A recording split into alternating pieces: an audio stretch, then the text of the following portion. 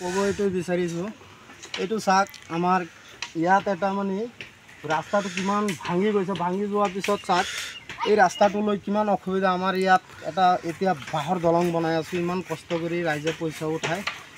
ৰাইজ মানে কেইঘৰে পইচা দিছে আৰু বাকীকেইটা পইচা নিদিয়ে, দুখীয়া মানুহ ক'ৰ পৰা দিব পইচা। এতিয়া মানে ধৰক ইয়াত স্কুলে ছাত্ৰ কমচে কম 200-250মান ছাত্ৰ হ'ব, ইয়াত এইটো ৰাস্তা দি আপ ডাউন কৰে। কিমান ইয়াত ল'ৰা ছোৱালী যে পৰি যায়, নৌকাৰ পৰা পৰি যায় বা সাঁতুৰি আহিব বিচাৰে, তাত মানে কিমান যে পৰে। আমি ঘৰৰ পৰা দৌৰি দৌৰি আহি পেলাই ইয়াৰ পানীৰ পৰা উঠাই দিওঁ, ইমান কষ্ট। এইটো মানে ক'ব বিচাৰিছোঁ, চাওক আমাৰ প্ৰেচিডেণ্ট, পঞ্চায়তৰ প্ৰেচিডেণ্ট এইবিলাকক যেতিয়া মানে ইলেকশ্যনৰ টাইম আহে, সেইটো টাইমত মানে সিহঁতে মানে আহি পেলাই খালি ভোট খোজে। ভোটটো দিয়াৰ পিছত ইয়াত কি হৈছে নহয়, কাৰ কি অসুবিধা সেইবিলাক মানে নাচায়, কেতিয়াও আহি পেলাই ইয়াত নেদেখে। তাৰমানে এনেকুৱা অৱস্থা।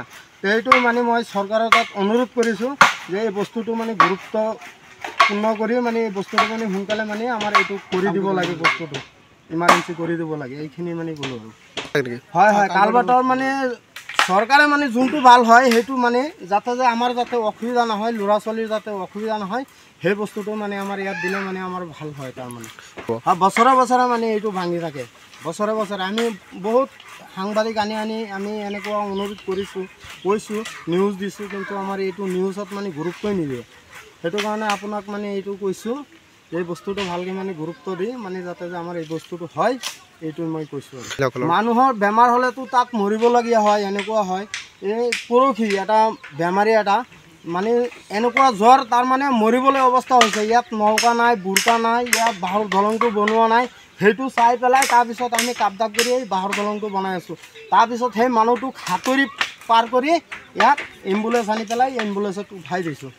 আৰু আমি আধা ঘণ্টামান গুচি গ'লে আৰু এই বেমাৰীটো মৰি গ'লে হয়, এনেকুৱা অৱস্থা আছিলে।